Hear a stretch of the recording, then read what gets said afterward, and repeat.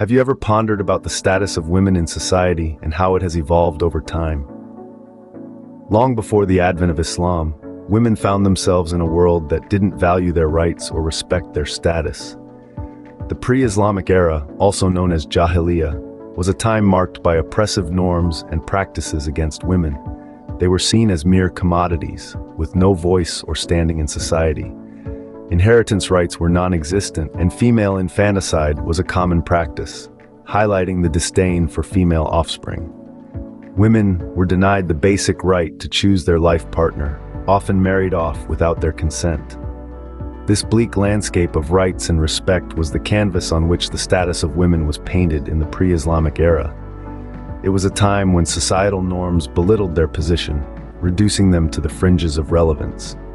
The pre-Islamic era did not offer much in terms of women's rights or status. Moving forward in time, we arrive at the position of the Christian Church. The Church's stance on women until recent centuries seems to have been influenced by both the Mosaic Law and the cultural norms of the time. This influence is visible in the writings of the early Church Fathers, who made no secret of their derogatory views towards women. Consider, for instance, the words of David and Vera Mace in their book, Marriage East and West. They write, "Let no one suppose, either, that our Christian heritage is free of such slighting judgments. It would be hard to find anywhere a collection of more degrading references to the female sex than the early Church Fathers provide." Historian Lecky echoes this sentiment, describing the writings of the Fathers as filled with fierce incentives which form so conspicuous and so grotesque a portion. Women were represented as the door of hell, as the mother of all human ills. They were told to be ashamed of their very existence, their dress, and especially their beauty, which was seen as a tool of the devil. Perhaps one of the most scathing attacks on women comes from Tertullian, an early church father. His words reveal a deep-seated contempt for women. "You are the devil's gateway. You are the unsealer of that forbidden tree. You are the first deserters of the divine law. You are she who persuades him whom the devil was not valiant enough to attack. You destroyed so easily God's image, man. On account of your desert, that is death, even the Son of God had to die." The Church not only affirmed the inferior status of women, but also stripped them of legal rights they had previously enjoyed. This stance, heavily influenced by the Mosaic Law and contemporary cultural norms, served to further the degradation and belittlement of women. It seems the Christian Church, until recent centuries, contributed to the further belittlement of women. Now, let's turn our attention to a different perspective, the Islamic view on women. In the midst of the darkness that engulfed the world, the divine revelation echoed in the wide desert of Arabia, bringing a fresh, noble, and universal message to humanity. The Quran, Islam's holy book, established the principle of equality between men and women from the very start. It stated, "O mankind, keep your duty to your Lord who created you from a single soul, and from it created its mate of the same kind, and from them twain has spread a multitude of men and women."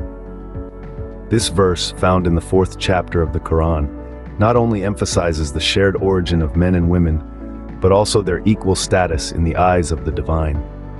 A scholar reflecting on this verse has said, "It is believed that there is no text, old or new, that deals with the humanity of the woman from all aspects, with such amazing brevity, eloquence, depth, and originality as this divine decree." Furthermore, the Quran stresses the noble and natural conception of this shared humanity.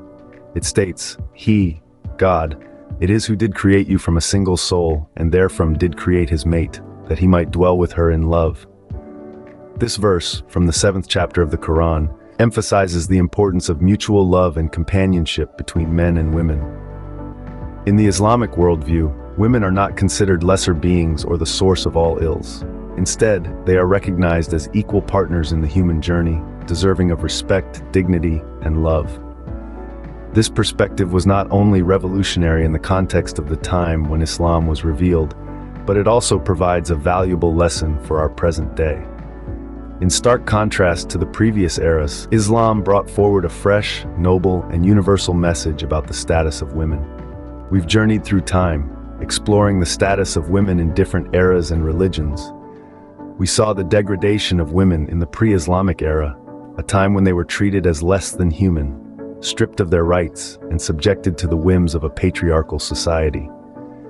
We then looked at the Christian Church's stance, which, until recent centuries, was influenced by the Mosaic Law and contemporary cultural streams, often leading to the marginalization and demonization of women. But then, we examined the teachings of Islam, which brought a fresh perspective, positioning women as equals to men, emphasizing their humanity, and providing them with rights and protections unheard of in previous times. This was a significant shift, a revolution of sorts, that challenged the societal norms of the time.